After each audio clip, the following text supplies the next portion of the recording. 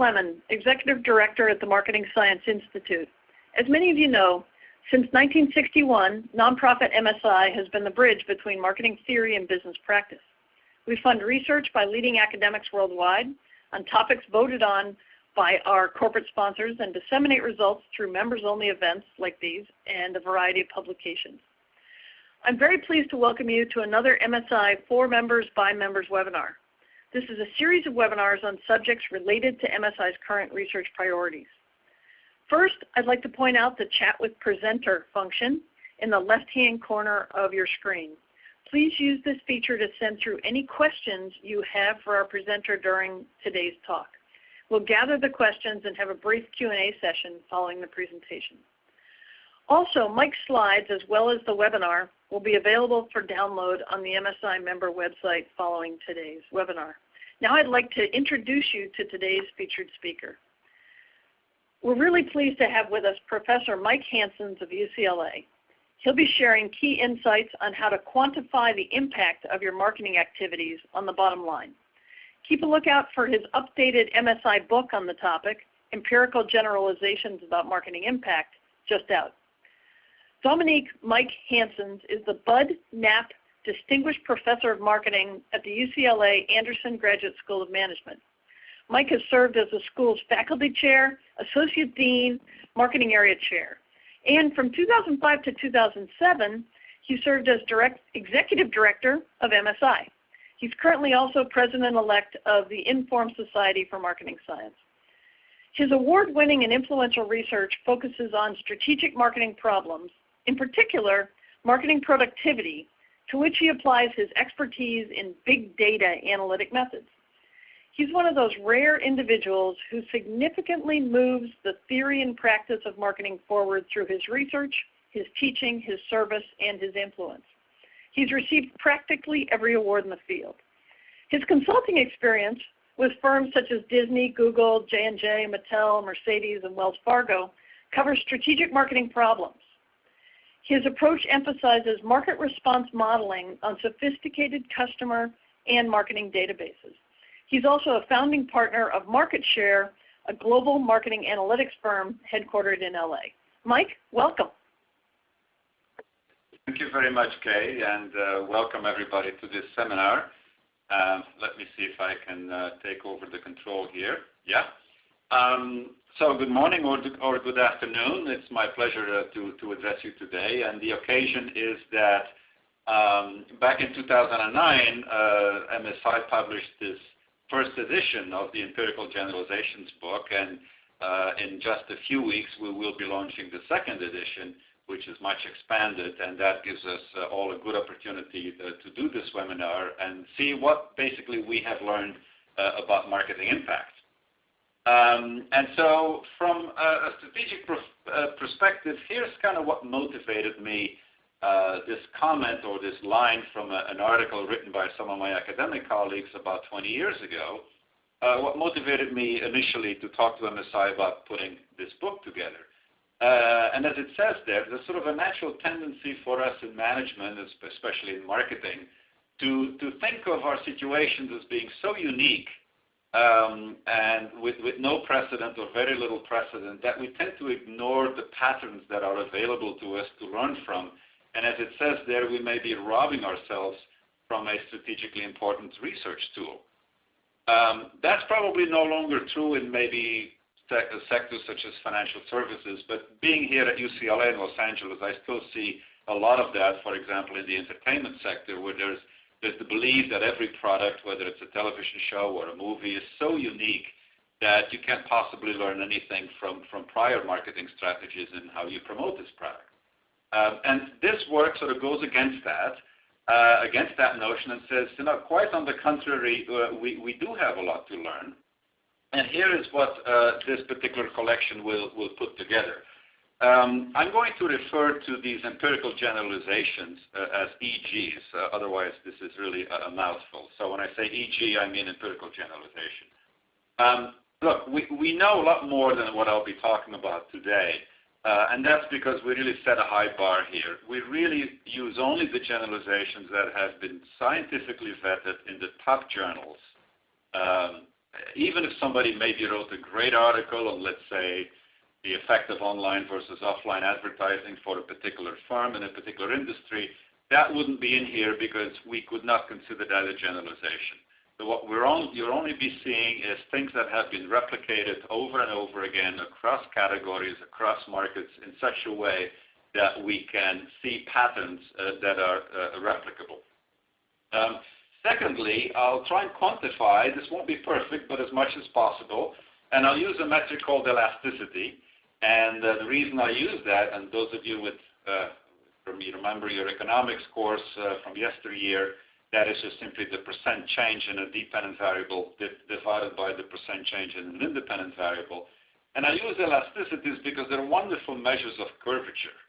So for example, if you're on a 0.1 curve, if this one number says that it's going to take a big increase in x in order to move y. And I'll tell you later what x and y are. But if you're, let's say, in a 0.8 curve, then the effect is much stronger. And if it's a 1.5 curve, it's actually increasing returns to scale. So in one number, we can actually compare apples and oranges, so to speak, and get an idea about what really moves market performance. Also, of course, it has to be related to marketing impact. There's a lot of great research that gets published on consumer behavior theory, on economic theory, etc. We won't be covering that. We'll focus on marketing impact broadly defined. And I have asked my authors to summarize what they know in a few lines. And believe me, for some of my colleagues, that wasn't easy, and so I had to cut into it in such a way that the text becomes very legible and very much to the point. And then, of course, if you want details, then, of course, there are always source references, so you can look up the original article if that's of interest. I've organized this material in about 16 different areas, and you'll see them there. They'll be very familiar to you. Those are all areas that are relevant in a marketing context. Now, what I did first in 2009 and now again this year is I surveyed the entire literature and only the top journals. And every time that I saw what I would consider a generalization on something that's marketing impact related, then I would write to the author and say, would you contribute a one-pager to summarize what you found for our MSI audience? And, response rate is almost 100%. In fact, I think on the second round, I think it was 100%. So the participation rate is just perfect, and I'm just very, very grateful to my colleagues around the world for their contributions. So what I will do is proceed here. Okay, here we go. On just a few highlights. And the reason for that is that there's far too much in this book to summarize. To be specific, there's 123 generalizations, so that really becomes very encyclopedic. But I'll try and weave kind of a story together of a few highlights. I'll go from the strategic to the tactical, and I'll try to quantify impact as much as possible. And since I know that some of the people in the audience are fellow academics, some of whom have contributed generalizations, I'm going to apologize ahead of time for two things. One, I'm not listing authors because that would make the slides too busy, but they are, of course, in the book. And two, if your generalization is not in there, it doesn't mean that it's not important. It is important. I just had to pick and choose here. So let's get started. And I'm going to start with maybe half a dozen findings, generally speaking, on the role and the importance of marketing. So let's start with this one. This one is from the 2009 book. Okay, let's take a look at this based upon 786 effect sizes that were found in the literature. The linear relationship between marketing capability and firm performance is positive, thank God, and it's actually stronger than the effects of R&D and operations. Okay. Now, my marketing audience here today may be convinced of that, but not everybody in our firms is, and certainly several maybe senior executives would be surprised at this. Okay? I'm not saying here, or we're not saying that R&D and operations are not important. They're critically important. But there is probably more of a differential advantage coming from marketing skill than the others, perhaps because these others are more imitable, and finding good marketers may be more difficult and more unique. But one way or the other, this is a very interesting generalization that says, look, marketing really matters, and building marketing capability in your firm is of major strategic importance. So now if we dig into that and we look at this fabulous meta-analysis here covering half a century worth of work, and we're taking a look at, well, why do firms grow? Okay, what are internal drivers of organic sales growth? You see the list there, and you see some elasticities. Now, they're not all marketing, and that's not the reason for showing this here. The number one by far is entrepreneurial orientation. You know, growth comes primarily from firms that are entrepreneurially oriented. But look at the presence of marketing in this list of elasticities. Look at the importance of innovation, 0.6 elasticity. Look at the importance of advertising, close to 0.4 elasticity. And that comes, as I said, from major work that covered about half a century worth of research on this topic.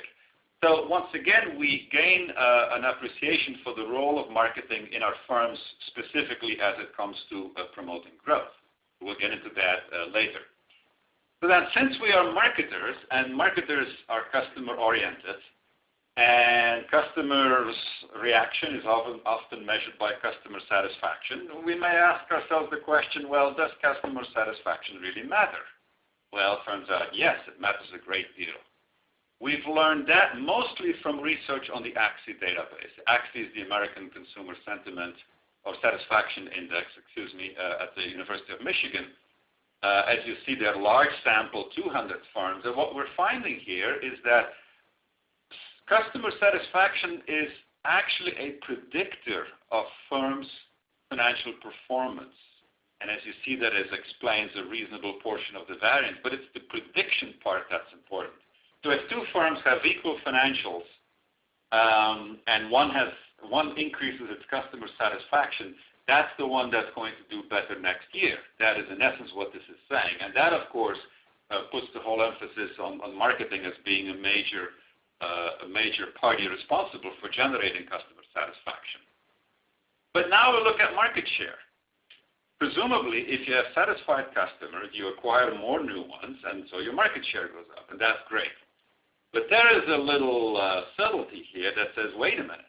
As you grow bigger, it becomes more and more difficult to satisfy your customers because the correlation between customer satisfaction and market share is negative.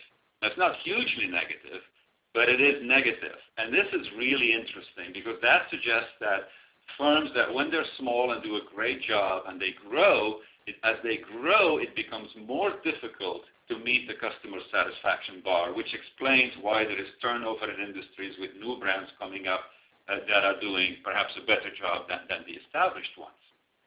So we're learning a little bit here about how these things relate to each other. And as I was just mentioning about about market share, there are some other things to say about market share. The first one is, well, it's often believed that market share drives profitability. So profitability is a function of market share. If you correlate those two, yes, you will find that there is a relationship. But there's a big caveat here. If you control for intangibles, as it says there, things like brand quality, customer relationship, IP, etc., then suddenly that elasticity goes down to zero. So does market share matter for profitability? Well, indirectly, yes, but it's not the key driver. The key driver are these other variables that I mentioned there, and I'll get into this a little bit later. Okay? Then one can ask, well, how about the market share to financial performance relationship? A very interesting generalization there that says that relationship is somewhat U-shaped. In other words, it works great at the ends. So the people who do better financially tend to be either the large shareholders, the generalists, or the specialists of the small firms that have niche positions. And what you tend to see is that those that are stuck in the middle don't do so well.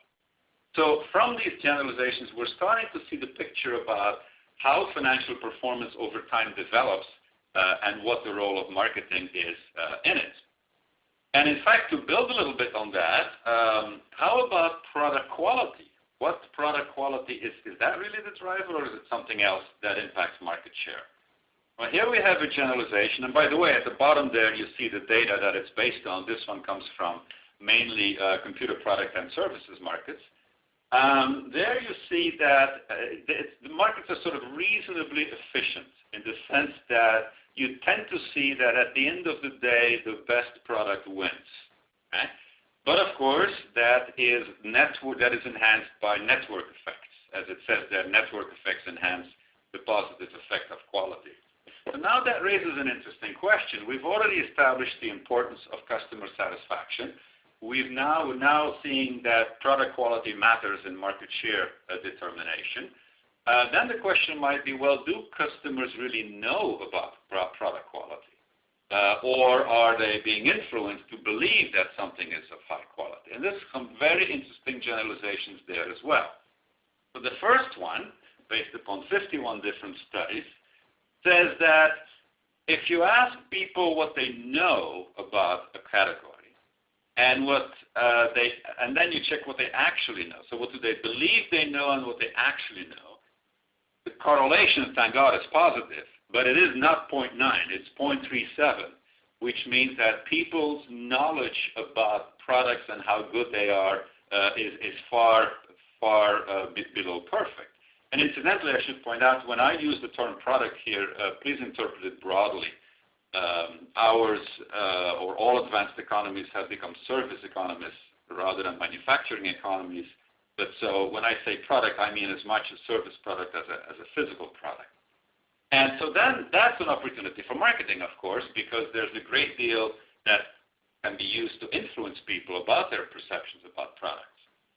Now then comes the notion of, well, how do these perceptions change over time? And there's a really good generalization there, that if a brand actually changes its objective quality, let's say it gets better, and maybe it started out from a not-so-good reputation, it actually takes customers quite some time, on average 6 years, to catch up with reality. It's a fascinating finding that the attitude about product quality versus the real product quality, that the attitude or the awareness actually moves relatively slowly, which of course benefits those that have historical strong quality positions and makes it more difficult for, let's say, newcomers. But again, that's where the role of effective marketing comes in. So if we take these together and we now take a look at the modern digital age, the age of the internet and everything else and digital communication, we have of course observed that it is now much easier to read about product quality either from fellow consumers, in other words, word of mouth, or from experts, from professional reviewers. That information is much more accessible than it was in the past. So think about the way you bought your last car versus the way you bought a car 10 years ago. Chances are that you did a lot more fact-finding about the model that you were interested in before talking to a salesperson at the dealership. Now, so then the question is, well, do these product reviews really matter? And here is a very interesting elasticity. Okay? They matter a great deal. There is about a 0.7, 0.69 there. Elasticity between the balance of the review, which is sort of the sentiment value, whether or not the reviewers liked your product or didn't. If that goes up, let's say, by 10%, all else equal, your sales go up by 7%. That's a high number.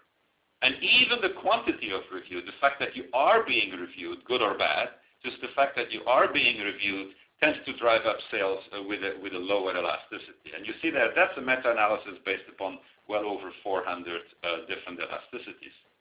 I should also add, though, that this, like everything else, is a mean. In the book, you will see the ranges.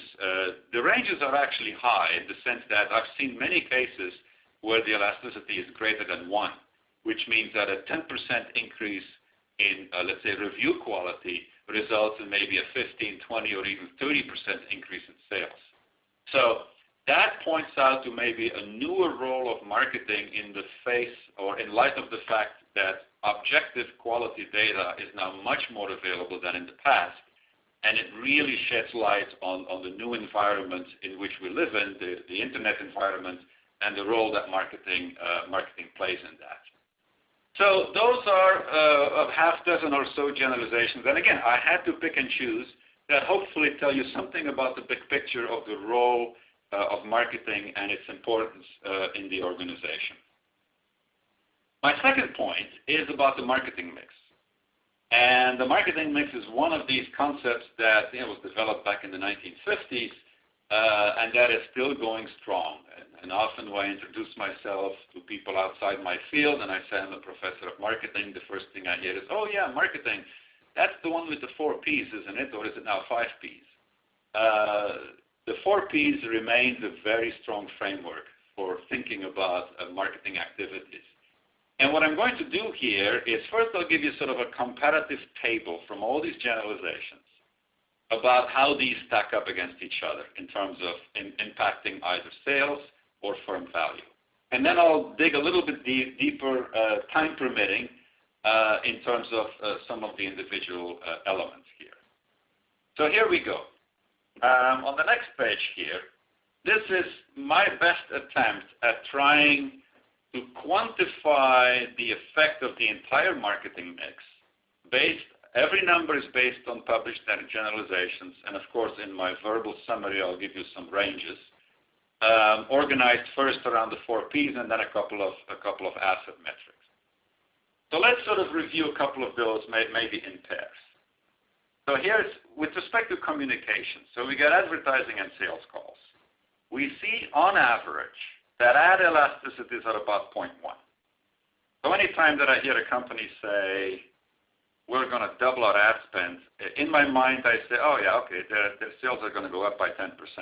Now, of course, there'll be a wide range around that, but that is kind of a typical mean estimate of responsiveness, details to be given later. But if they double their sales force, which is, of course, expensive, then the sales go up by much more. The sales go up by something like 30% or a little more. Right? Does that mean that you should put all of your eggs in one basket? No. In fact, there's a rule in marketing that says that you ought to allocate these resources according to their elasticities. So if you have $4 to spend between those two, put $3 in sales calls and $1 in advertising. It's a very simple rule that you can prove produces optimal results. And in the detail slides to follow, I'll give you a few breakdowns here. But you see there that right there you see sort of you get an idea that marketing or that part of marketing is powerful, but it's not going to be as high as some of the ones that are to follow. And in fact, let's get to these. Take a look at price effects in competitive markets at the brand level. Okay, so not monopolies. Price effects on average are about 2.5. Negative, of course. If you raise the price, sales go down. This is very strong. Price promotion effects are even stronger. So if you put your product on sale, let's say 20% off, on average you're looking at sales increases of 80%, 4 times 20. So those are very strong. But are they strategically important? Much less so. And the notion is, well, for 2 reasons. First of all, it's easy to match a price change, so your competitors can prevent that you get competitive advantage by price matching, number one. And number two, with respect to price promotions, they just really don't work in the long run. They give you a temporary boost, and sometimes you need that. For example, maybe you're clearing old inventory to get ready for next year's product line. But you should not expect that a strategy of systematic price promotion will put you in a stronger market position longer. And the data do not suggest that at all, or I should say, suggest that in very, very small percentage of cases, something like 2 or 3%. So they're tactically important, but strategically they're not really strong growth drivers. On the other hand, let's take a look at distribution effects. Distribution elasticities are anywhere between 0.6, you rarely see them lower than that, to 1.7. So an increase in distribution, all else equal, let's say of 10%, might see a sales increase of more than 10%. And there's some explanation for that. I don't quite have time to go into it, but it's really quite fascinating how strategically important distribution is. Now, when I say distribution, incidentally, I am of course referring to access to the product or the service by your customers or prospects. And you really need to think of that broadly. It's not just shelf space in a store or number of car dealerships, although those are certainly important, but it might also be, for example, distribution on your smartphone. Think about your world of digital shopping, where you will likely prioritize those brands for which you have an app. And since your smartphone is limited in capacity and you don't want every brand in the world to be represented there, you might have one or two airlines on there, and you might have one or two financial institutions, etc. And that's a form of distribution, the fact that the app is right there, and so you're right there at your point of purchase using your smartphone. So we can think of distribution in a more modern 21st century sense and include digital distribution as well. We are seeing the evidence of the tremendous sales elasticities as you see there.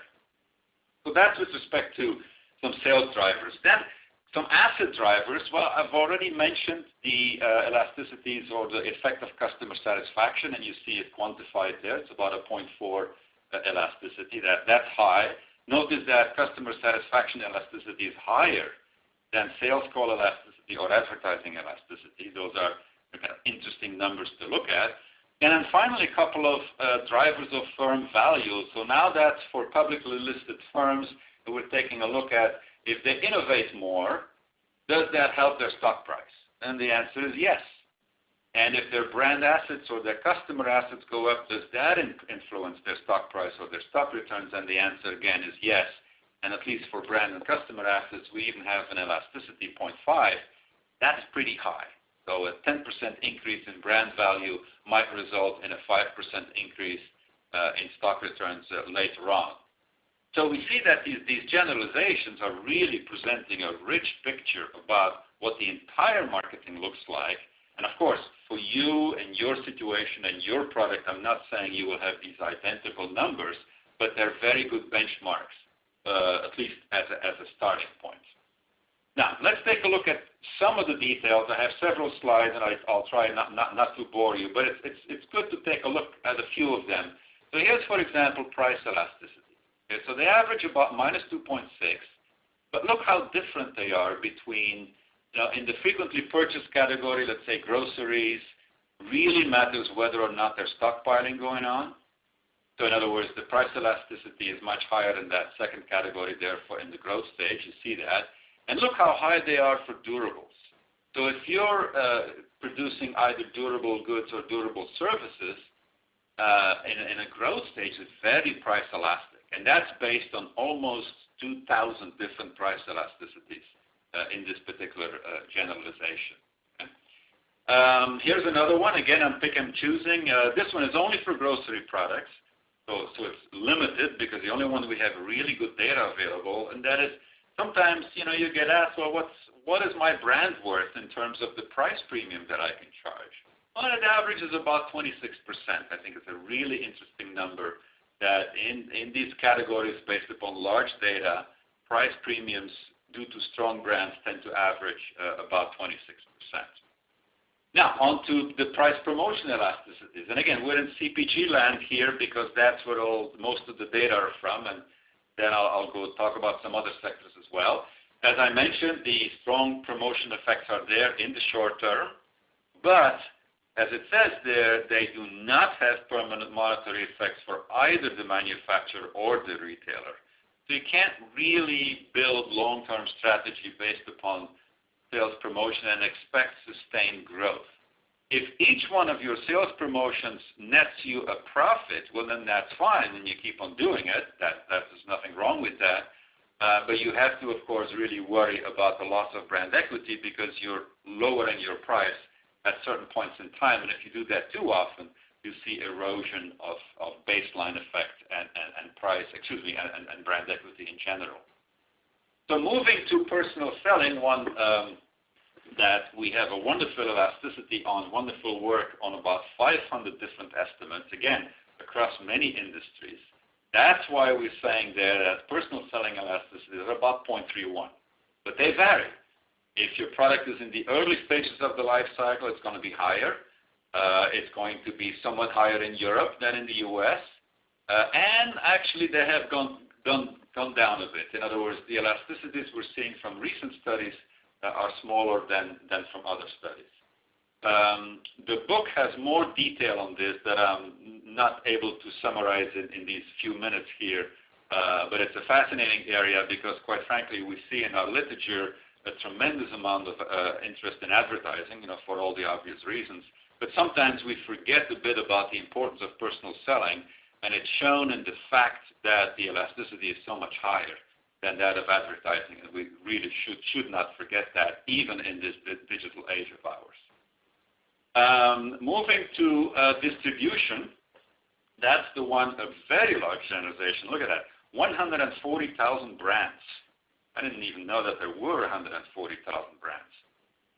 79,000 SKUs in 37 product categories. This is a huge generalization that says that for all practical purposes, as I mentioned earlier, the elasticities are either greater than 1, in other words, it says the increasing rate, or they're very close to 1, the linear rate. Okay? So you'll hear me say that a couple of times, distribution matters, distribution really matters, and these studies really support that.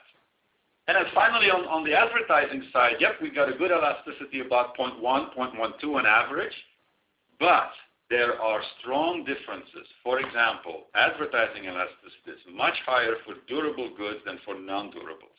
So much higher for cars than for soft drinks, for example. Much higher for newer products than existing products. Why is that? Well, because if you have a new product, you are able to tell the consumer something that he or she is not already familiar with, because it's a new product. So you tend to have much higher effectiveness, and so forth. We also see that long-run effects can, in many cases, be reasonably approximated by taking two times the short-term effect, because the average long-term effect is about 2.4, and that's about twice the short-term one. So very nice results in that area as well. And then finally, speaking of advertising, does the stock market value that you advertise? Actually, yes, they do. The elasticity is small because, the investors are also worried about the money you're spending, but on the whole, it's actually positive. But they're much more interested in how you're building brand and how you're building customer relationships. That elasticity is 0.54 based on almost 500 elasticities drawn from 83 studies. Okay, this is a good opportunity for me to really pay tribute to the many academics who do this work, because this is really monk's work, where you have to study all these different contributions and then put tables together and do econometric work to figure out what's going on here, and that's where these estimates of elasticities are coming from. Okay, so my final product, my final topic, before I draw a few conclusions, is with respect to the integration of marketing mix. So what I did a few minutes ago is I sort of focused on each one of the 4 Ps one by one, and hopefully that gives you now a sense of the relative magnitude of their impact. But when you put it together, well, then you don't see as many studies, because you can imagine you need absolute complete databases on that. You need to know everything that's going on with the brand, not just the promotions or the ad spend. There we have, fortunately, a couple of really strong, very interesting elasticities. And interestingly enough, they're both done on French data, but large replications. So here's a study of 225 new brand launches in the French market in various categories. Complete marketing mix, pricing, discounting, feature, display, product line length, distribution, and advertising. Then the question is, well, some of these reach their potential and some of these don't. Well, what really makes the difference? And the answer is, distribution is the only one that explains the bulk of the variance in performance. Okay? It's not that the other ones are not important, they are. But in terms of explaining the difference between success and failure, which one carries the weight, the answer is the distribution. And that confirms some of the elasticities that I talked about just a few minutes ago. So that's one finding. And then there's another one that looks more at the effects on sales, again, in the French market, where we have 25 categories in 5 years, so really good data. And here, once again, we're asking ourselves the question, what are really kind of these long-run effects of these various strategic allocations? And so we see that, once again, distribution and product line, one, of course, is correlated with the other, come up on top. Okay? The elasticity of the length of the product line is quite high. That of distribution, again, 0.6. You've seen that before. There's an elasticity measure of advertising, 0.12. That's in the ballpark of other results. And there you see a long-run elasticity of price discounting, and it's actually negative. That's very interesting, because that is precisely the one that has the strongest positive effect in the short run. As you've seen earlier, we see these huge effects on short run. But if you look at long-term effects, that's not the driver of long-run financial performance.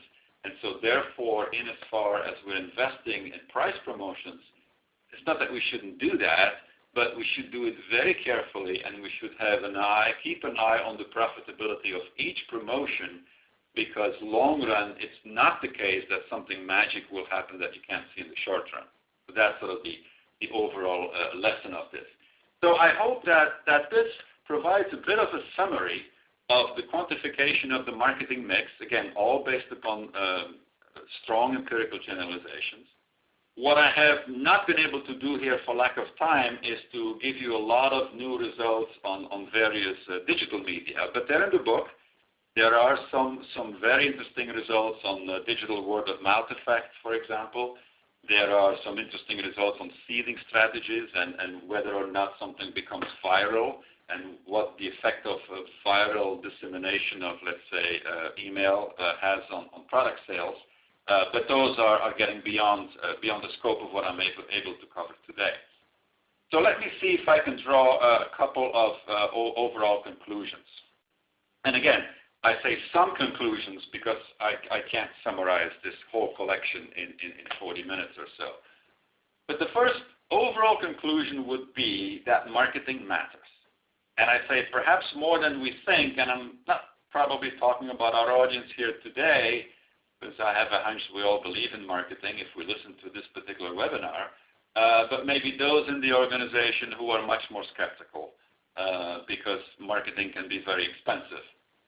There is strong evidence that, yes, marketing is not an expense. It really does matter in major strategic areas.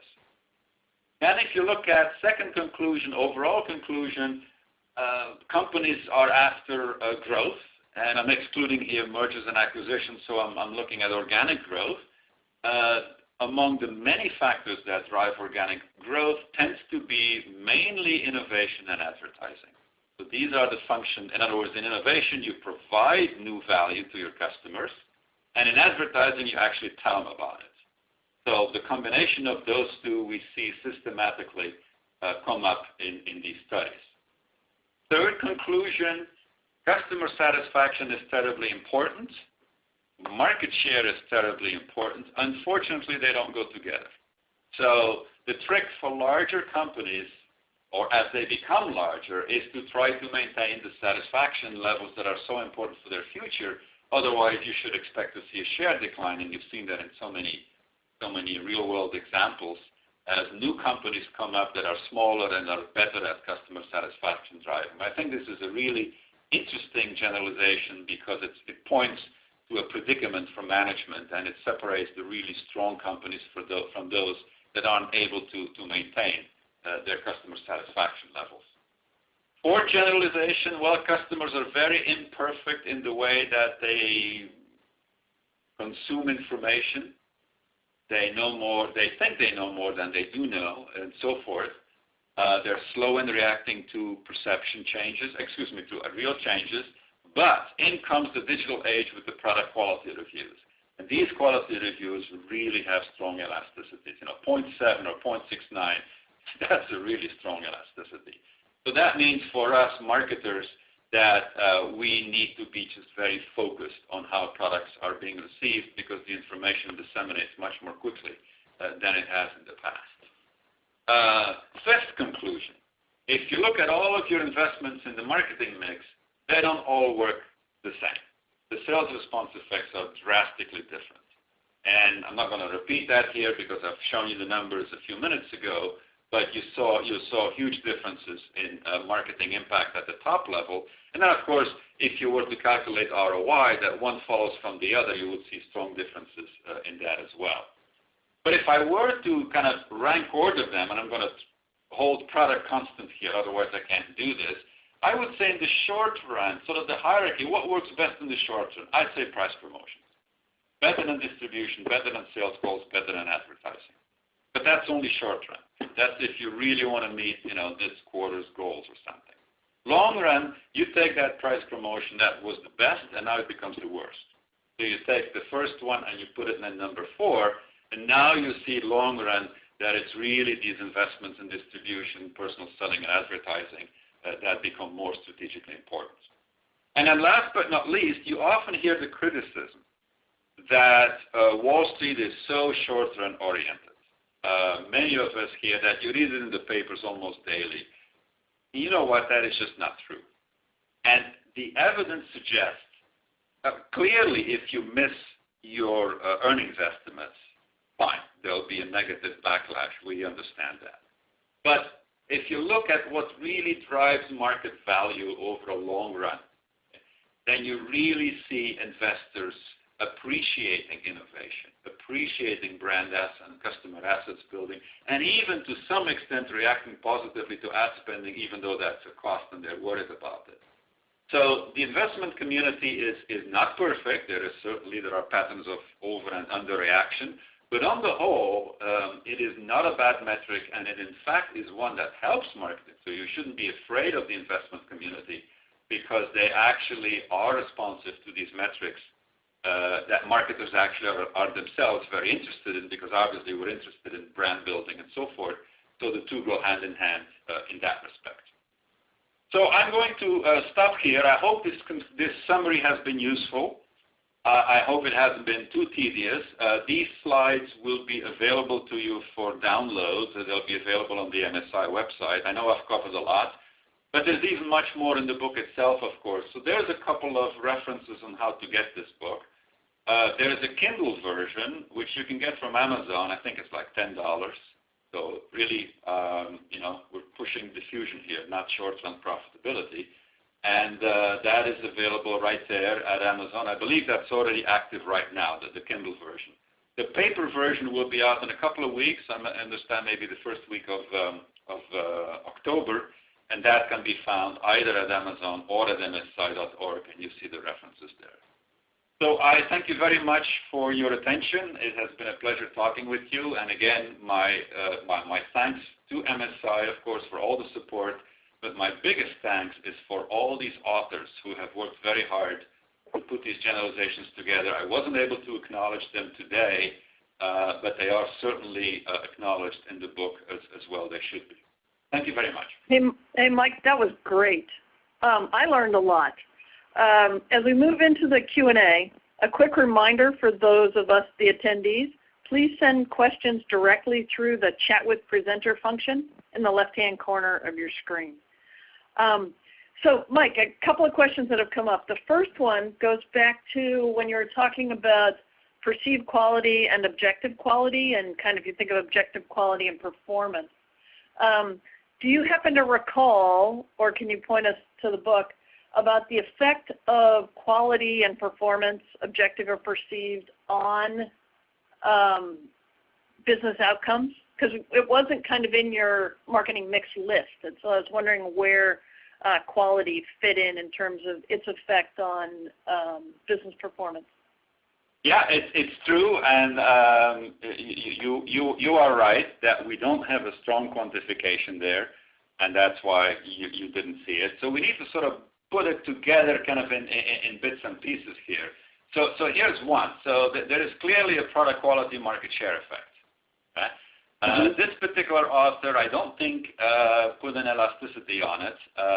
Otherwise, it would have been in the EG. We do have the innovation elasticities, of course, that you saw. We know that the innovation effects, for example, on firm value are positive. They're about 0.4. So in that sense, we have that. And in general, I would point out there's a very rich literature on conjoint measurement that shows what really drives quality or value, I should say, for customers. And I would refer to that literature to infer the effect. But they're there, but I have to fall short in saying here's an elasticity that I could compare to the other elasticities. We're just not quite there yet in our knowledge base. Well, for those academics on the call, that's good news. It means that there's more work for us to do yet. Yes. There was an interesting question that came up, and you talked about kind of differences in elasticities, like right when a brand is launched and perhaps when it's a mature product. But any thoughts, anything that we've learned in terms of emerging markets? Is the impact of marketing or the marketing mix different in emerging markets, say like India, than in developed markets like the French example or the U.S.? Yeah. Yes. And there are a couple of EGs on that. I would have to browse through all my paper here to find them, so I won't do that right now. But what you generally see is in an emerging market, you see somewhat stronger effects. And the reason is that, and I'm going to assume now that there is at least a basic, let's say, purchasing power, like maybe in the Indian market, certainly in the Chinese market and Brazilian market, etc. And the reason is, of course, that you're starting from a lower base, that, for example, the whole world of quality products and supportive advertising, etc., is not as sophisticated as it is here or in Western Europe. And as a result, you tend to have more impact because good marketing is more unusual. So we do see that these estimates for emerging markets will probably be a bit higher than they are in the U.S., on the assumption, of course, that there is a free market mechanism. So what can stand in the way is things like, for example, prohibitions on various forms of advertising. When there's information you're trying to disseminate, but you can't for some local political or regulatory reason. So in general, I would say higher than in more established markets such as in the U.S. Oh, that's great. Another set of questions came out around, I'm going to couple them even though they don't deserve to be coupled, around distribution and also around personal selling. I think one of the interesting things about what you presented today is that it feels like, those are not the exciting, sexy bits of what we do in marketing. And so I was wondering if, like, a couple thoughts on here. So let me ramble and bring a few questions together, and then you can respond. One is, do you think that firms underinvest potentially in distribution and personal selling? And the second were a couple of related questions from folks who are more in intangibles products than in physical products. Do you see that these distribution effects would be equally applicable in areas such as investment products or in higher education? So there's a bunch of questions, but take what parts you want. Yeah, okay. Well, I certainly agree with you that we haven't seen as much attention to these kinds of questions, in part because they're not as sexy as advertising or price promotion, I guess. But they matter a great deal. On the first question, there is actually some research on this was done some time ago. There is not a systematic overspending or underspending. Rather, it is that in some sectors or some companies overspend or underspend. There are relatively few of them that are doing it right. So that means there's opportunity. But I can't say that in general we're advertising too much and selling too little. That's just not true. One would have to dig into the sector specifics. What I would suggest, though, is for anybody listening, of course, in any one sector, in their sector, put this to the task. Take a look at your own data. Take a look at your movements in sales calls. Take a look at your movements in advertising spending, and see to what extent it drives your sales. And then with a little bit of math, you can sort of then decide whether or not you're overspending or underspending. So it becomes much more of a specific task for a company rather than me being able to sort of draw an overall conclusion. That would be number one. And then on your second question, and now I forgot what it was. It was the extent to which these distribution and sales force effects would be equally applicable to intangible products, so services. Right, absolutely. In fact, my guess is that even more, that they're even more applicable. We tend to have somewhat less data there. Yeah. Although, quite frankly, in recent years, we have a number of exciting articles that have appeared, for example, in financial services, even in investment services, in insurance, those kinds of products. And the key metrics there are things like customer lifetime value, and of course, UK have done a lot of work on that. And absolutely, the personal relationships are key, personal selling elasticities. We don't know as much about them as in other sectors, but we can expect that they're quite high. If anything, I would say they'll probably be higher than what we see in the more traditional sectors. Oh, great. And one more follow-up question on the Salesforce issue. The effects that were found, were they equal in B2B and B2C, or were, my intuition is that probably more of the studies were done in B2B. Would that be an accurate representation? Yeah. Okay. I would have to refer you to because I'm looking here at the EG. You should see it too. Yeah. There's under that's one where you should download the article and take a look. The only summary here is a difference, as it says, in stage of the life cycle. Right. And then a regional difference between Europe and here. But I don't really have that breakdown. I'm sorry. A lot of work here was done in pharma, in B2B, in the sectors where personal selling tends to be dominant. That's what I was thinking. Afraid, right. Yeah. Well, the answer, but the authors probably do. Yeah, great. Now, a couple things that related to the low advertising elasticity that you uncovered. Yeah. One I thought was interesting, right? One of our attendees said that this 0.1 elasticity seems very consistent to what it was even back in the 1980s.